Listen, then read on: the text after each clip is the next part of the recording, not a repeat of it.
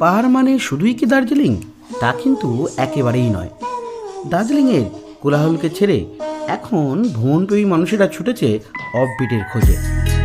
তাই আজ আমরা যাব অফবিটের এক অফবিট, যেখানে থাকবে আপনি, আমি আর প্রকৃতি। থাকবে না কোনো কোলাহল, থাকবে না কোনো পলিউশন। মেঘ এসে হাতছানি দেবে আপনাকে। থাকবে অনেক চা বাগান আর পাইন ফরেস্ট। চোখ জুড়িয়ে যাবে লেবু গাছের লেবু দেখে। পাহাড়ি মানুষের অমায়িক ব্যবহার আর থাকা খাওয়ার ব্যবস্থা আপনাকে টেনে নিয়ে যাবে বারবার এখানে। বাবা, খাইটা কি ডেঞ্জারাস! মানে গড়িয়ে একবার পড়লে যে কোথায় যাবে তার ঠিক নেই। অবস্থাটা দেখুন, এটাই রাস্তা, এটাই নদী, গাড়ি আসছে ওখান থেকে। এতদিন পর টি গার্ডেন আসলাম। আচ্ছা, এত ভালো লাগলো। এখানে কিন্তু কারেন্ট চলে গেলেও আপনি লাইট পাবেন। তার কারণটা কি জানেন? গুটি কয়েক বাড়ি আছে, মানে পরিবার থাকে এখানটায়। তোদের ভয় লাগছে? আমার তো হেভি লাগছে, দুলছে দেখ খালি। ভয়ও লাগছে, আমার ভালোও লাগছে। ইয়েস! চলতি জীবনের মাপামাপি সময়কে ছেড়ে যাবেন নাকি এই অচেনা অজানা অফবিট ভ্রমণ স্থানে? তাহলে চলুন আর দেরি না করে বেরিয়ে পড়া যাক। আজকের ব্লগ শুরু হচ্ছে এই আমাদের শিয়ালদা স্টেশন থেকে।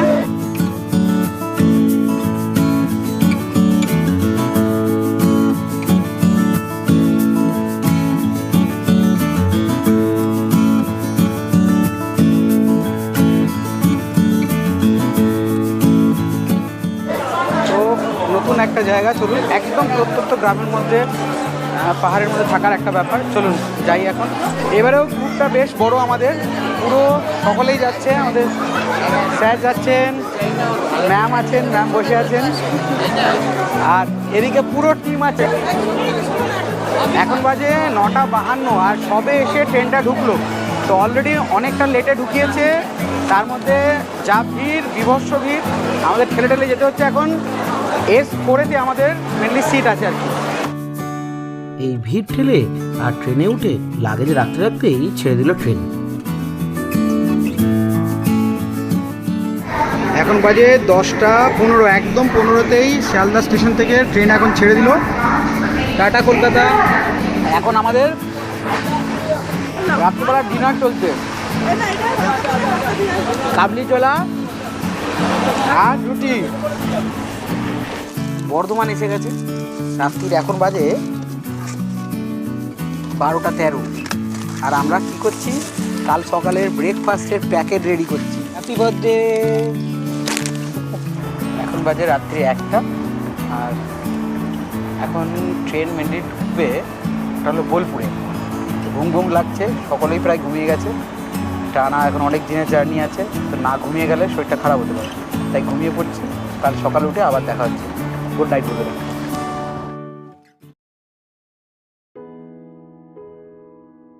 গুড মর্নিং বন্ধুরা। ঘুম ভেঙেছে, এখন বাজে হলো কটা বাজে? 7:03। অলরেডি গাড়ি প্রায় আধা ঘন্টা লেটে চলছে, জানি না কতক্ষণে গিয়ে ঢুকবে ওখানে।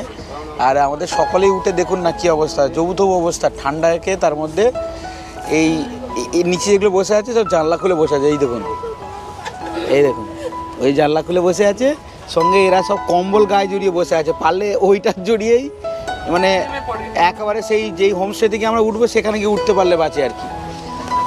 আর ওদের বার্থডে বয়ের অবস্থা দেখুন, সবে ঘুম ভেঙেছে, দেখুন তো। হয়ে গেল আমাদের সেই জুনিয়র গুটি ব্যাগ কোথায়? লামা হয়ে বসে আছে। এটা কে? এসেছি কিষানগঞ্জে এখন। আর দেখুন আশপাশটা দেখুন, সকালবেলা কুয়াশা না কি এটা বৃষ্টি পড়ছে বোঝা যাচ্ছে না।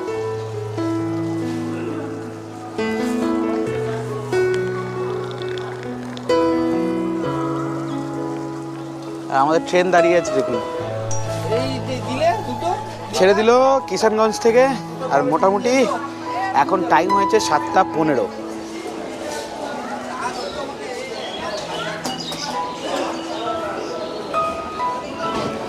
শুধু কুয়াশার লেভেলটা দেখুন, পুরো বৃষ্টি পড়ার মতো ভিজে রয়েছে।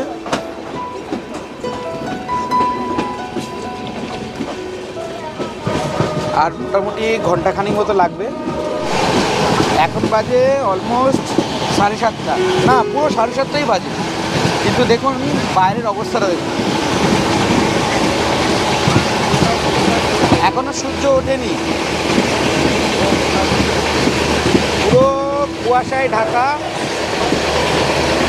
ট্রেন একদম নিজের গতিতে চলছে।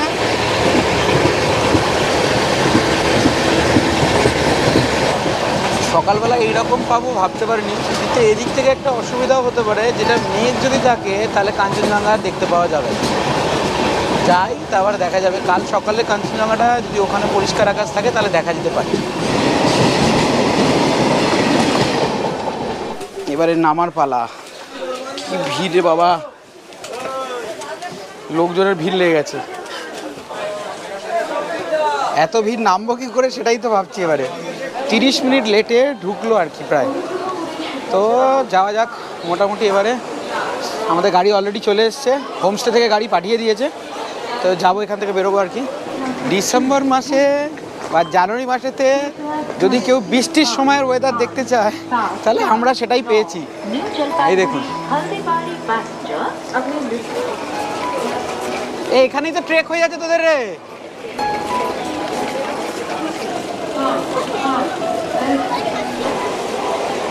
স্টেশন থেকে বাইরে বেরিয়ে দেখি একই অবস্থা, পুরো এলাকাটাই পাল্টে গেছে। পুরো পার্কিংয়ের এরিয়াটা পাল্টে গেছে, বোঝাই যাচ্ছে না কোন দিক দিয়ে কোথায় বেরোবো। এখানে এখন নতুন একটা নিয়ম হয়েছে, যারা এখান থেকে গাড়ি করে যাবে তাদেরকে এখানে একটা এন্ট্রি করার ব্যবস্থা রয়েছে। মানে যারা ট্যুরিস্ট আসবে তাদের নাম লিখতে হবে, ফোন নাম্বার দিতে হবে ওটিপির সঙ্গে। তো সেই হিসাবেই এখান থেকে রেডি হবে তারপরে। তো এই দাদা আমাদের সঙ্গে যাচ্ছে এখন। তো এবারে চলো গাড়িতে যাওয়া যাক। আমাদের মোটামুটি প্যাকিং রেডি। এই যে এই গাড়িটা যাবে একটা, আর ওই পারে আর একটা গাড়ি রয়েছে, আর ওপারে একটা ইনোভা রয়েছে। এই 3টে গাড়ি মেনলি প্ল্যান হয়েছে এখনো পর্যন্ত।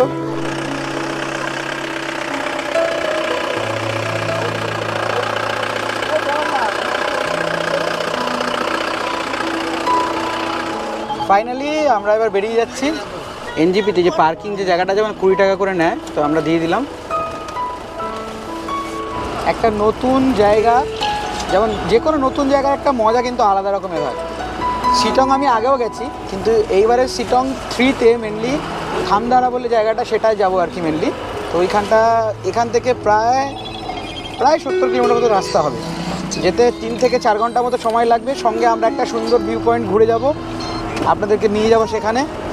মানে ওই স্পটটা কিন্তু একটু স্পেশাল আছে, চলুন। সোমদেবের জন্মদিন থাকায় ঢুকে পড়লাম একটি কেকের দোকানে। বলছি ব্ল্যাক ফরেস্ট পাওয়া যাবে?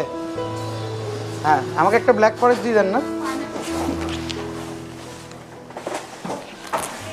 পুরো শিলিগুড়ি জুড়ে বহু কনস্ট্রাকশন হচ্ছে, কারণ এখান থেকে সরাসরি বাগডোগরার একটি ফ্লাইওভার তৈরি হচ্ছে। এই বেঙ্গল সাফারির গেটটা দেখলে মনে হয় নেমে যাই, কিন্তু আজকেও নামার উপায় নেই, আমাদের বেরোতে হবে এখন টানা।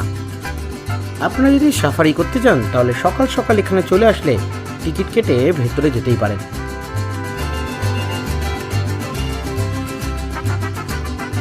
সেবকের জঙ্গলকে সাথে নিয়ে এই সেবক রোড ধরে আমরা এগিয়ে চললাম।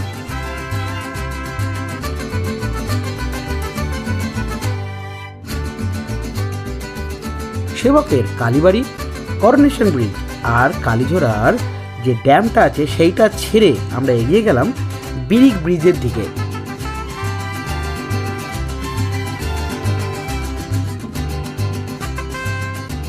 আমরা এই থেকে এসেছি, এটা হলো বিরিক ব্রিজ আর কি। ব্রিজ থেকে আমরা উপরে উঠে যাচ্ছি আর কি। আমরা এগিয়ে গেলাম রংচং গ্রামের দিকে, যেটা কিন্তু ব্রিটিশ আমল থেকে রয়েছে, আর এর অনেক ইতিহাস জানতে পারলাম আমাদের ড্রাইভার দাদার কাছ থেকে। এই গ্রামটা কিন্তু বেশ পুরাতন গ্রাম, ব্রিটিশ আমলের সময় থেকে আর কি এই গ্রামটা আছে বলতে পারেন, কারণ এই ব্রিজটা সেই সময় তৈরি হয়েছিল। আর এক সময় এখানেই পুরো আর কি এই পুরো এরিয়ার বাজার বসতে বলতে পারেন। যে আমাদের যে ফুল ঝাড়ু তৈরি হয় তার এগুলো সব শুকাচ্ছে আর কি। একদম সরু রাস্তা। এই হলো সেই ব্রিজ। প্রথম দর্শনেই ব্রিজটা বেশ ভালো লাগলো, সঙ্গে কিন্তু একটু ভয়ও লাগলো। খুব টাফ জায়গা মেনলি, তো দুলছে কিন্তু পুরোটাই দুলছে, বিভৎস জায়গা বিভৎস জায়গা। ও চল চল চল চল চল, ভয় পাচ্ছিস নাকি? আরে ভয় কিসের, ওরা তো বললো যাওয়া যাবে। আরে এখানকার ছেলেরা যখন বললো যে যাওয়া যাবে তখন যাওয়া যাবে, বিন্দাস চলে যাবি এরকম করতে করতে। দাঁড়াই এখানে।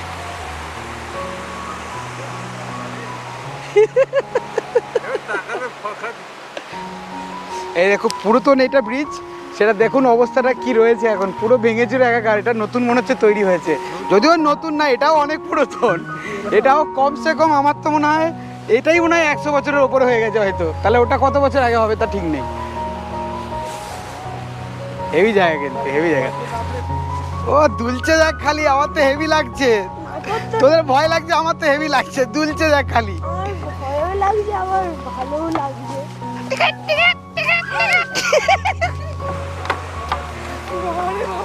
এত ভয় পেলে হবে? আমরা এবার নিচের দিকে যাব, একদম নদীর কাছে যাই, চলুন। অবস্থাটা দেখুন, এটাই রাস্তা, এটাই নদী, গাড়ি আসছে ওখান থেকে।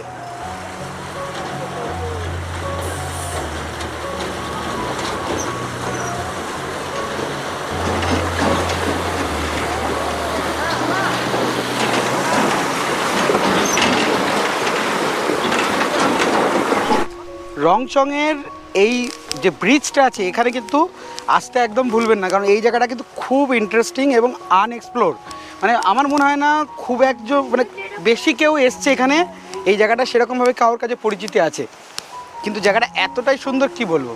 আর ওপরে যে ব্রিজটা আছে সেটা কিন্তু খুব খুব অ্যাডভেঞ্চার, মানে পুরোটাই দুলছে কিন্তু, মানে হ্যাঙ্গিং ব্রিজ মানে পুরোটাই দোলা এরকম ব্যাপার আর কি। আর নড়ছে যেরকমভাবে, কাঠগুলো বেশ পুরাতন হয়েছে, প্রথমে ভয় লাগছিল কিন্তু বেশ ভালো লেগেছে।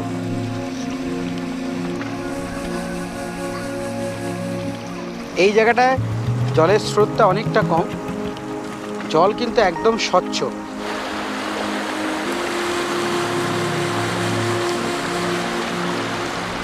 জলের ওপরে এরকমভাবে হেঁটে যাওয়ার কিন্তু মজাটা আলাদা একদম।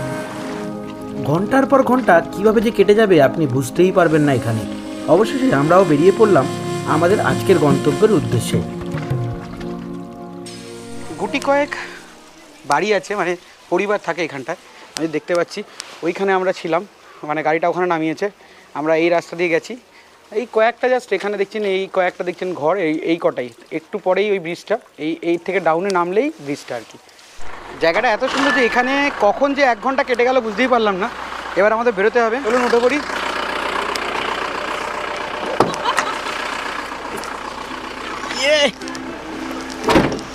পাহাড় আর জঙ্গলের এই আঁকা বাঁকা পথ দিয়ে আমরা এগিয়ে গেলাম। হঠাৎ দেখি সামনে গিয়ে গাড়ি দাঁড়িয়ে গেল, কারণ সামনে ধস নেমেছে। ধস যদিও আজকে না, বহুদিন আগে নেমেছে, রাস্তার কাজ চলছে তাই গাড়ি দাঁড় করিয়ে দিয়েছে। আমি নেমে গেলাম এখানে, আর এইখানের আশপাশের পরিবেশটা একবার দেখুন।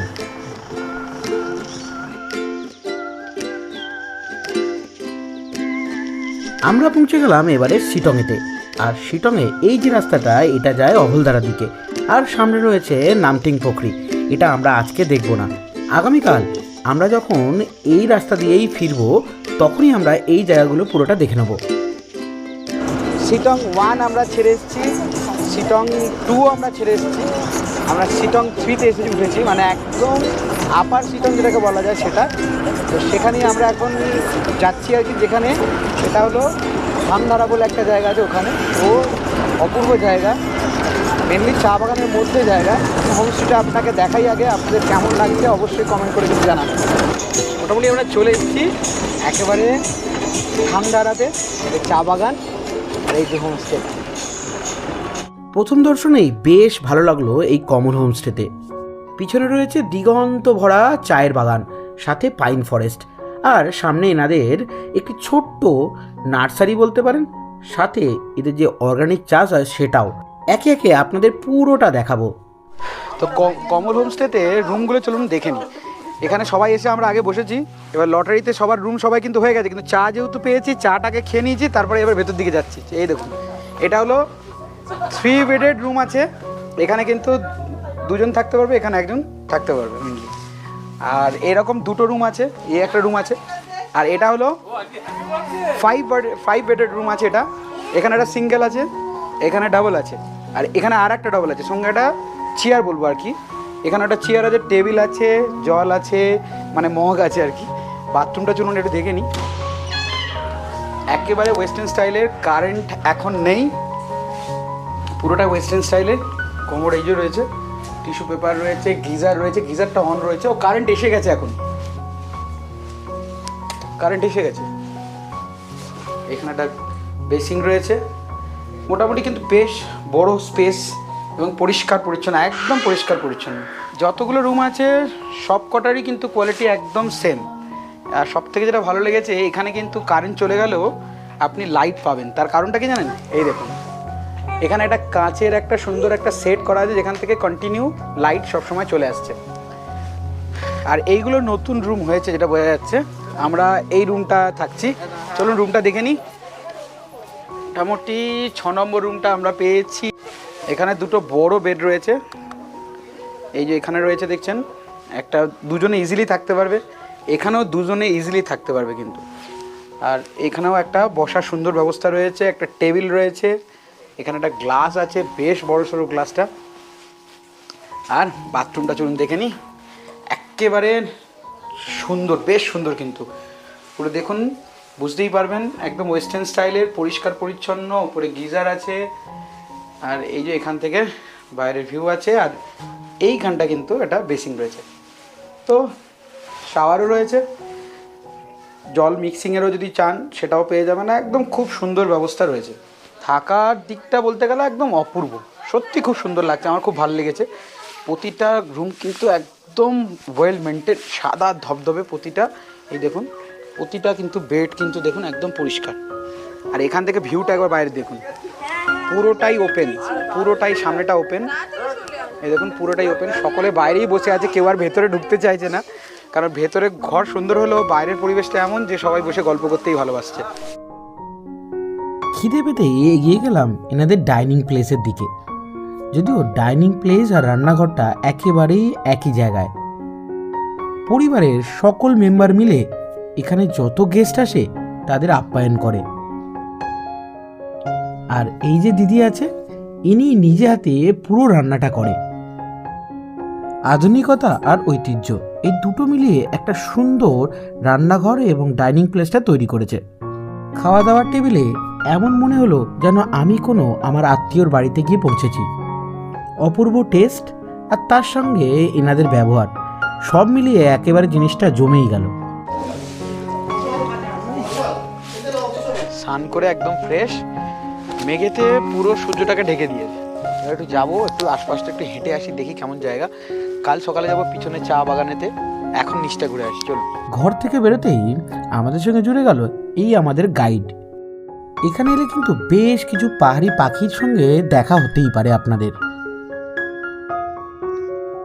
অপরূপ সব চা বাগান, আর তার মাঝখান দিয়ে এই সরু সরু নালার মতো হয়ে রয়েছে রাস্তাগুলো। হেঁটে চলতে বেশ ভালো লাগছিল।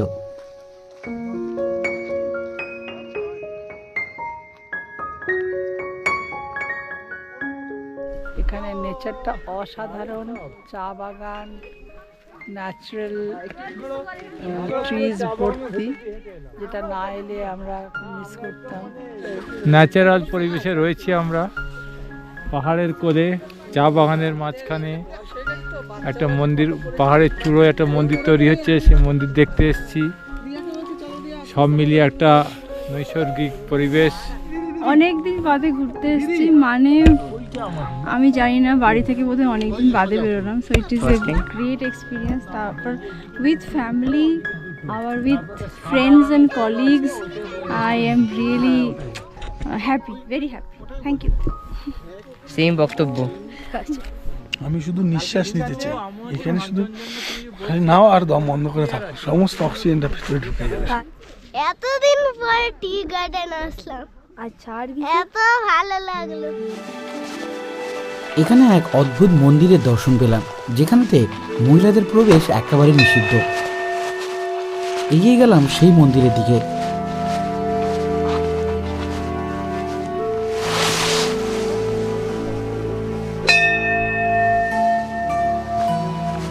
জঙ্গলের মাঝে ছোট্ট একটি মন্দির।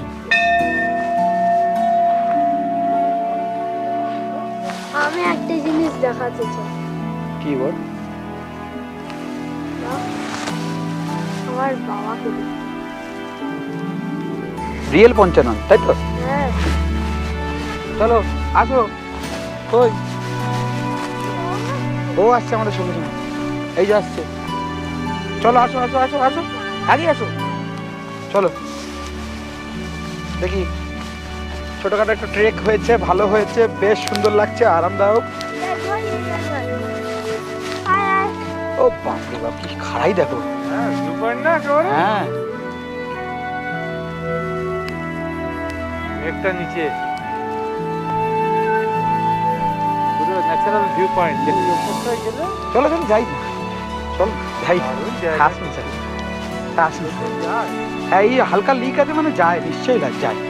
এই ফুলগুলো কি সুন্দর।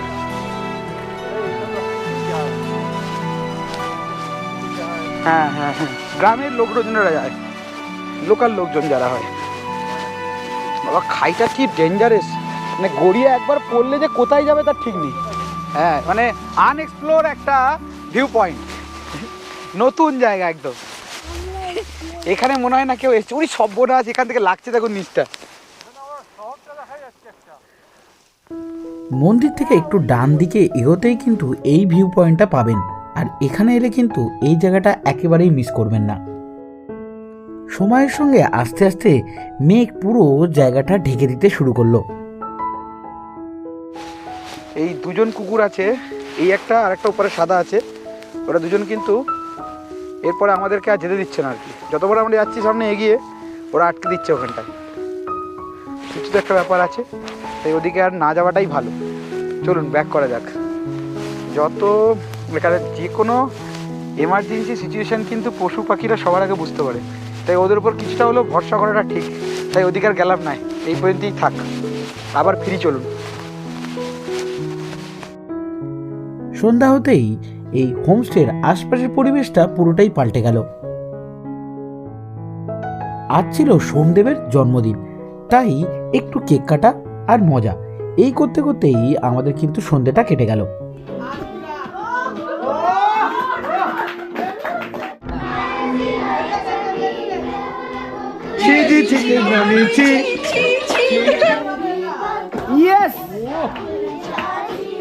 রাতের ডিনারে বসে গেছি। এই ভাত আছে, আলু ভাজা আছে, ডাল আছে, মাংস আছে, মোটামুটি সকলের খাওয়া গেছে। এবারে আমরা দুজন খেতে বসেছি, আমি আর রাতে।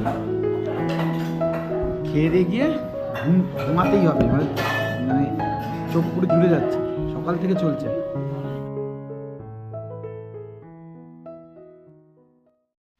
গুড মর্নিং বন্ধুরা, আজকে 24শে জানুয়ারি। তো ব্যাপক ঠান্ডা লাগছে আর কি, কিন্তু দেখি যে বাইরের অবস্থা কেমন রয়েছে। কারণ এইখানে শুনেছি যে মেঘ নাকি নিচে থাকে আর আমরা উপরে থাকি, কিন্তু কুয়াশা থাকলে সেটা হয় না। আর আমাদের রুমের ভেতরে এই যে আমরা শুয়ে যাচ্ছিলাম এখানে, জানলা দিয়ে দেখুন কি অবস্থা। এই দেখুন কাঞ্চনজঙ্ঘা দেখা যায়, কিন্তু পুরোটাই ফগি হয়ে রয়েছে, পুরোটাই ফগি।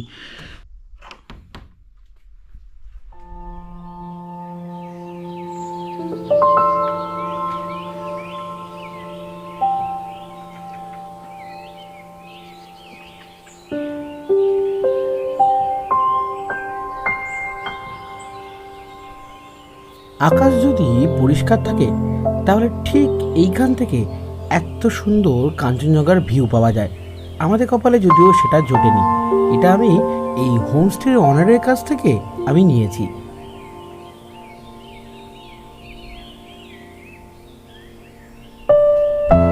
এদের কিন্তু নিজস্ব একটি চায়ের কিন্তু ফ্যাক্টরি আছে বলতে পারেন, মানে ওপরে তো ওদের নিজস্ব বাগান আর তার নিচেই কিন্তু ওদের ফ্যাক্টরিটা। চলুন যাই।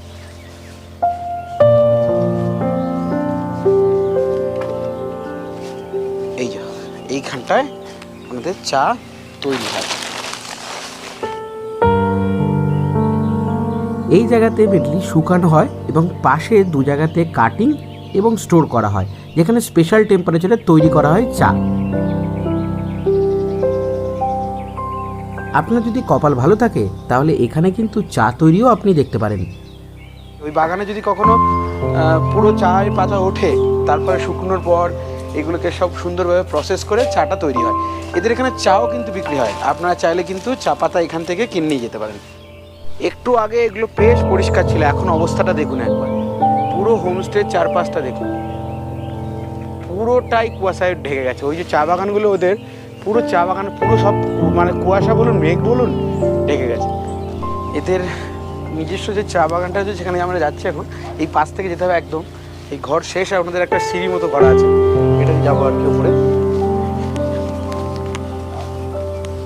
এমন একটা হোমস্টে যাদের নিজেদেরই পুরো চা বাগান থাকবে, এইরকম হোমস্টে কিন্তু সত্যি থাকা একটা অন্যরকম ফিলিং থাকবে। কারণ দেখুন, যখন ইচ্ছা চা বাগানে ঢুকে পড়লেন, না কোনো কাউকে পারমিশন নিতে হচ্ছে, না কাউকে কিছু বলতে হচ্ছে, শুধু গেলেই হলো। এই দেখুন যাওয়ার রাস্তা,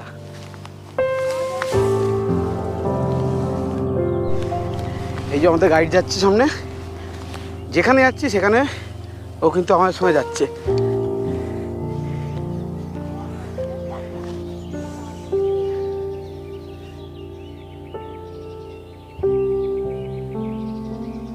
এই দিকটা পুরোটাই পাইন ফরেস্ট আর চা বাগান।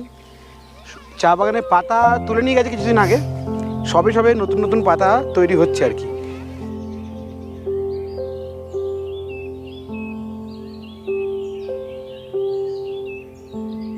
এমন কুয়াশা বা এমন মেঘ আছে এখানে যে ওইখানে আমাদের নিচেতে হোমস্টেটা আছে, ওটা দেখা যাচ্ছে না। আর এরা আসছে দেখুন, ওই ভূতের মতো, ভালো করে কারোর মুখ বোঝা যাচ্ছে না। প্রতিটা পাতাই দেখুন পুরো একদম চকচক করছে আর কি, নতুন পাতা গজিয়েছে। এই যে সুন্দর ট্রেকিং হচ্ছে, কিন্তু আমরা ট্রেক করতে এসেছি মেনলি, চা বাগানে ট্রেক হচ্ছে। রে বাপ, কি খাড়াই রে, হ্যাঁ মনে হচ্ছে কেদারনাথ যাচ্ছি।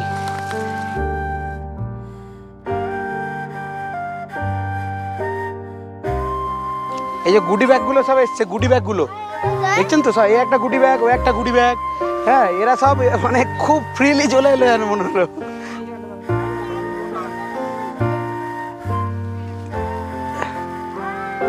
সকালবেলাতে এই রকম ঘরের সামনে আর এই রকম ওয়েদারের সামনে, আর একদম এখানকার রিয়েল ট্রি বলতে পারেন, মানে গাছ থেকে তোলা চা, সেই চা খেয়ে আর এরকম পরিবেশের সামনে থাকার সত্যি অসম লাগছে, অসম লাগছে। এই রুম, জানলা খুললে এই ভিউ।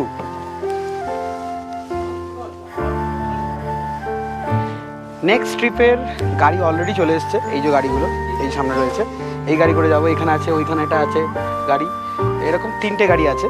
তো এবারে ব্রেকফাস্ট করব আর বেরোবো। এখন বাজে হলো 9:35, কিন্তু মনে হচ্ছে কিন্তু এখন 8টাও বাজেনি। এখন শুরু হয়েছে ব্রেকফাস্ট টাইম। আমরা নিয়েছি ম্যাগি, এই যে ম্যাগি খাচ্ছে, এ লুচি আর ঘুগনি খাচ্ছে, আর অপশান ছিল রুটি এর সঙ্গে। তো আমি ম্যাগিটাই প্রেফার করলাম মেনলি। ব্রেকফাস্ট সেরে একটু নিচে এনাদের যে অর্গানিক ফার্মটা আছে সেখানে একটু ঘুরে এলাম। তারপরে যেহেতু গাড়ি এসে গেছে, আমাদেরকেও রেডি হয়ে বেরোতেই হবে। একটুও ইচ্ছা করছিল না যাওয়ার জন্য, কিন্তু বেরোতে তো হবেই। কথা দিয়েছিলাম আপনাদের এই নামথিং পোখরি এবং অবলদারা নিয়ে যাব, সেই কথা অনুযায়ী বেরিয়ে পড়লাম নামথিং পোখরির দিকে। সামনে রয়েছে একটি বিশাল হনুমানজির স্ট্যাচু। এখানে স্যালামেন্ডার দেখা যায়, যদিও বর্ষাকালে এলে সেটা দেখা যায়, এখন কিন্তু দেখা যাবে না। পাশ থেকে একটু এগিয়ে গেলেই উপরে রয়েছে একটি শিবজির মন্দির।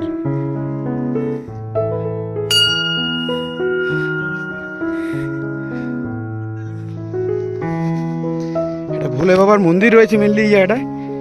আমি দৌড়ে এলাম, একটু হাঁপিয়ে গেলাম। আমার মতন ভোলে বাবা ভক্তরা অবশ্যই কিন্তু এখানে আসতে ভুলবেন না।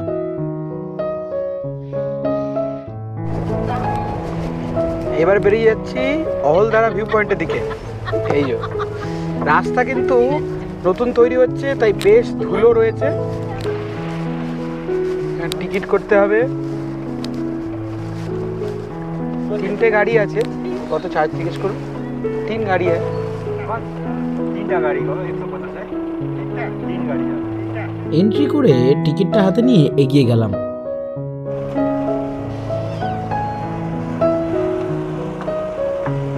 আগে এইখানটা অন্যরকম ছিল, পাল্টে গেছে পুরোটাই। অহলদারা ভিউ পয়েন্ট আসলে একটি 360 ভিউ পয়েন্ট। এখান থেকে চারিপাশটা সুন্দরভাবে দেখা যায়, আর দেখা যায় একটি কাল্পনিক রবীন্দ্রনাথ ঠাকুরের মূর্তি। দেখুন তো, আপনারা বুঝতে পারছেন কি এখানে রবীন্দ্রনাথ ঠাকুর আছে যে? সামনে রয়েছে একটি সুসাইড পয়েন্ট, এবং সেখানে কিন্তু অলরেডি আমার ছেলে চলে গেছে, তাই আমরাও আস্তে আস্তে এগিয়ে গেলাম। এই দিকটা কিন্তু পুরোটাই সিঙ্কোনা গাছ, ওই মাথা থেকে শুরু করে পুরোটাই সিঙ্কোনা গাছ, পুরোটাই কুইনাইন হয়। এবারে বেরিয়ে পড়লাম লেবু বাগানের দিকে। সকালে লেবু বাগানে এইরকম দৃশ্য পাবো তা ভাবতেও পারিনি।